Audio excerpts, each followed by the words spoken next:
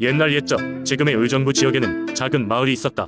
이 마을에 사는 사람들은 모두 한 가지 특별한 전통을 가지고 있었는데 그것은 매년 음력 정월에 하얀 찹쌀떡을 각 가정에서 만들어 나누는 것이었다. 이 전통에는 특별한 이유가 있었는데 그것은 바로 흰떡과 관련된 오래된 민속신앙에 기인한 것이었다. 아주 오래전 이 마을에는 지혜롭고 친절한 할머니가 살고 있었다. 마을 사람들은 할머니를 존경하며 그에 대한 이야기를 자주 나누곤 했다. 어느 해 겨울 유난히 추웠던 어느 날 한 아이가 길을 잃고 밤새 추위에 떨고 있었다.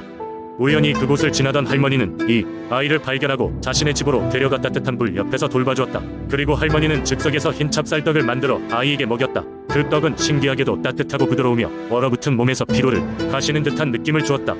아이의 건강을 되찾게 해준 것은 단순한 찹쌀떡이 아니었다. 그 떡에는 할머니의 특별한 주문과 마법 같은 손길이 숨어 있었다. 이렇게 아이는 무사히 가족의 품으로 돌아갈 수 있었고 마을 사람들은 할머니에게 깊은 감사를 표했다. 그 이후로 이 마을에선 할머니가 만든 흰떡을 황금의 떡이라 불리며 신성시하게 되었다. 나날이 시간이 지나면서 할머니는 나이가 들어 점점 더 몸이 약해졌지만 매년 음력 정월만 되면 신비로운 흰떡을 만들어 마을 사람들과 나누기를 잊지 않았다. 할머니는 생애의 마지막 해에도 정성껏 떡을 빚었다고 한다. 그 겨울이 지나고 봄이 왔을 때 할머니는 편안히 눈을 감는다. 그녀의 마지막 흰떡을 먹고 마을 사람들은 행운과 평안을 느꼈다. 할머니의 흰떡 이야기는 대대로 전해져 내려왔고 그녀의 흰떡에 깃든 마법 같은 힘 때문에 마을 사람들은 매년 음력 정월에 흰떡을 빚어 서로에게 나누어주며 할머니의 사랑과 온정을 기린다. 지금도 이 전통은 끊어지지 않고 이어져 오고 있다. 그리고 마을에서는 여전히 할머니와 흰떡의 이야기가 들려오며 아이들에게 전해져 오고 있다. 할머니의 흰떡으로 인해 마을은 늘 풍성한 수확과 좋은 기운이 함께한다고 믿고 있다. 이로 인해 의정부 마을 사람들은 할머니의 이야기를 소중히 여기며 그 신비로운 전통을 마음에 간직하고 있다. 두 번째 이야기, 옛날 옛적 산과 물이 조화를 이루며 아름다움을 뽐내는 한반도 남쪽의 작은 마을 광양에는 자연과 사람의 교감이 깊은 곳이었다. 이곳의 주민들은 풍요로운 농작물을 수확하기 위해 다양한 민속, 신앙을 실천하며 살아갔다. 그 중에서도 가장 유명한 이야기는 바로 광양의 농부와 수호신에 대한 것이다. 이 이야기는 오늘날까지도 마을 어르신들 사이에서 전해 내려오며 지역 축제나 모임에서 종종 언급되곤 한다. 이 이야기의 주인공 김씨는 근면하고 성실한 젊은 농부였다. 그는 매년 성실히 농사를 지었으나 어느 해는 이상하게도 그의 논과 밭에 병충해가 기승을 부려 걱정이 이만저만이 아니었다. 김씨는 다양한 방법을 시도했지만 농작물의 피해는 줄어들지 않았고 그는 점점 지쳐갔다. 그러던 어느 날 밤 김씨는 꿈속에서 나이가 지긋한 노인을 만났다. 노인은 온화한 미소를 지으며 말했다. 젊은 농부여, 자연에 귀를 기울이는 법을 배워야 하지 않겠느냐? 모든 것에는 그 나름의 이유가 있는 법이니 너의 마음이 맑다면 그 이유를 알게 되리라. 잠에서 깬 김씨는 노인의 충고에 큰 영감을 받았다. 그는 마을의 원로들을 찾아가 조언을 구하기 시작했다. 원로들은 그에게 매년 봄이 되면 마을 뒷산에 있는 수목원에서 문경신에게 제사를 지내던 전통에 대해 이야기해 주었다. 몇 년 전부터는 사람들도 자신도 무심결에 그 행사를 잊고 지나쳤다는 것이다. 김씨는 그 이야기를 듣고 중요한 교훈을 얻었다. 김씨는 마을 사람들과 함께 문경신을 위한 작은 제단을 준비하기로 결심했다. 그해 봄 주민들은 문경신에게 풍요와 안녕을 기원하며 정성스럽게 제사를 올렸다. 김씨는 그 과정에서 자연의 섭리를 존중하고 인간과 자연의 조화를 소중히 여기는 마음가짐을 다시금 되새겼다. 그 후 놀랍게도 김씨의 농작물은 다시금 푸르름을 되찾고 병충해도 거의 자취를 감추었다. 마을 사람들은 문경신의 은혜라 생각하며 농업에 대한 깊은 존경과 감사를 나누었다. 김씨는 이 일을 계기로 자연과 조화롭게 사는 법을 널리 알리며 마을의 젊은이들에게도 이 같은 중요성을 교육시켰다. 이 이야기는 단순한 신화가 아닌 자연과 함께 생활하던 조상들의 선 던지명이 깃든 지혜로 자리 잡았다. 김씨의 이야기 덕분에 광양의 주민들은 매년 봄마다 문경신에게 감사를 전하며 자연의 질서를 되새기는 전통을 이어가고 있다. 세 번째 이야기, 옛날 옛적 지금의 수원은 깊고 울창한 숲과 맑은 물이 흐르는 강이 어우러진 고요한 땅이었다. 이곳에는 수원을 지켜주는 신비로운 존재들이 살고 있다 하여 마을 사람들은 그들을 경외하며 조심히 대하곤 했다. 그 중에서도 가장 신성하게 여겨졌던 것은 용마루로 알려진 거대한 불산이었다. 용마루는 멀리서 봐도 범상치 않은 자태를 뽐내며 하늘을 찌를 듯 솟아있었다. 고대에는 이곳이 용이 하늘로 승천하던 곳이라 하여 마을의 수호신이 깃들어 있는 장소로 믿어져 왔다. 날이 깊어지면 마을 노인들은 젊은이들에게 용마루에 대한 길고도 흥미로운 이야기를 들려주곤 했다. 그 중에서도 가장 유명한 이야기는 바로 젊은 청년과 용마루의 용에 대한 것이었다. 아주 먼 옛날 이 마을에는 마음씨 고운 청년이 살고 있었다. 청년은 외모도 뛰어나고 힘도 세어 여러 사람들이 그를 마을의 자랑으로 여겼지만 청년은 항상 무언가를 찾아 헤매는 듯한 눈빛을 하고 있었다. 어느 날 밤 청년은 꿈을 꾸게 되었다. 그 꿈 속에서 그는 용마루 가까이 있는 강가에 서 있었고 그때 마침 거대한 용이 물속에서 서서히 모습을 드러냈다.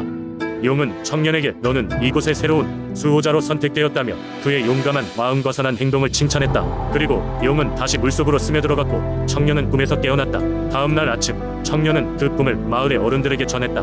마을 사람들 또한 그 꿈이 단순한 것이 아님을 알고 있었다. 그것이 마을의 미래를 비치는 계시일지도 모른다고 여겼다. 청년은 꿈에 대한 답을 찾기 위해 용마루에 오르기로 결심하였다. 마을 사람들은 그의 결정을 존중하며 청년에게 기운이 따르길 기원했다.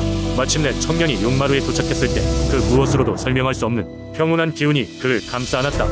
용마루는 하늘과 대지 그리고 물의 경계를 잇는 신비로운 장소였다. 청년은 마치 용이 그의 곁에 있는 듯한 기분이 들었다. 그는 그곳에서 밤새도록 명상을 하며 용의 가르침을 받으려 했다. 그리고 희미한 아침해가 떠오를 무렵 청년은 놀라운 장면을 목격하게 된다. 산의 정상에 있는 고목에 잠시 쉬러 듯 보이는 한 마리의 용이 있었다. 그 용은 젊고 아름다우며 눈 속에는 빛나는 지혜가 담겨 있었다. 청년은 경의를 표하며 용 앞에 무릎을 꿇고 자신의 존재 이유와 마을을 위해 어떻게 도울 수 있을지 물었다.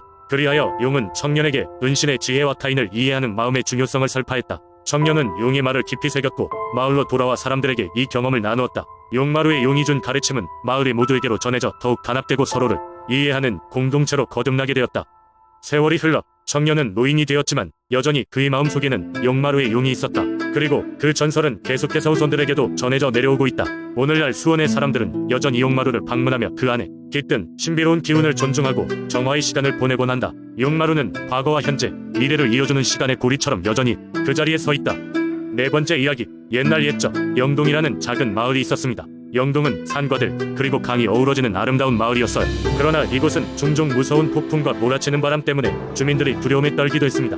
전설에 의하면 영동에는 바람의 여신이라는 신비로운 존재가 깃들어 있다고 전해졌습니다. 마을의 노인들은 바람의 여신이 영동을 지키는 수호신이자 마을에 불어오는 모든 바람을 다스린다고 믿었습니다. 그녀는 하늘과 땅을 자유롭게 오가며 사람들이 필요로 할 때마다 등장해 도움을 준다고 했습니다. 바람의 여신은 수백 년 전 이 마을을 구하기 위해 처음 나타난 것으로 전해집니다. 당시 영동은 생기 넘치던 마을이었지만 어느 날 갑작스러운 폭풍이 마을을 덮쳤습니다. 이는 단순한 폭풍이 아닐 정도로 강했으며 주위의 모든 것을 쓸어버릴 기세였습니다. 사람들은 공포에 질려 하늘을 향해 울부짖었고 그 순간 한 여인이 하늘에서 내려왔습니다. 그녀는 하늘처럼 푸른 옷을 입고 눈빛으로 빛나는 머리카락을 가진 아름다운 여성이었습니다. 바람의 여신은 마을 사람들 앞에 서서 조용히 손을 들어 올렸습니다. 그녀가 손짓하자 맹렬히 휘몰아치던 바람이 마치 마법처럼 잠잠해지기 시작했습니다. 구름 속에서 빛이 스며들며 하늘이 밝아지더니 평화로운 햇살이 마을을 비추었습니다. 사람들은 경이로움과 감사함에 눈물을 흘렸고 여신 앞에 무릎을 꿇었습니다. 여신은 사람들이 머리를 조아리며 감사함을 전하는 모습에 미소를 띠며 말했다고 합니다. 나는 바람의 여신, 영동을 지키는 수호자다. 폭풍은 나의 손을 통해서만이 아니라 사람들의 마음속 두려움을 반영한 것이니 앞으로 여러분이 외롭거나 두려울 때마다 내게 기도하라. 내가 항상 이곳을 지킬 것이다. 그 후로 마을 사람들은 바람이 거세질 때마다 바람의 여신을 떠올리며 그녀에게 기도했습니다. 그리고 놀랍게도 바람의 여신은 그들의 기도를 들으며 어려울 때마다 모습을 드러내고 마을을 지켜주었다고 합니다. 그리하여 영동은 늘 바람의 여신 덕분에 평화로울 수 있었습니다. 세월이 흐르면서 그녀의 이야기는 조용하지만 강력한 신앙으로 자리 잡았고 영동 주민들은 바람의 여신에게 늘 감사하는 마음을 품고 살았습니다. 그리고 오늘날까지 마을에서는 매년 바람의 축제를 열어 여신에게 존경과 감사를 표하고 있습니다. 이 축제는 마을의 가장 큰 행사 중 하나가 되어 바람의 여신의 전설과 함께 사람들에게 사랑받고 있습니다. 다섯 번째 이야기, 옛날 옛적 백제 땅 논산이라는 고장이 신비한 일이 벌어지고는 하였습니다. 논산은 거친 대지와 푸른 산으로 둘러싸인 가운데 한 마을 사람들이 평화롭게 살아가고 있었지요. 그러나 한 해부터 계속된 가뭄으로 인해 이들의 삶은 점점 고달파지기 시작했습니다.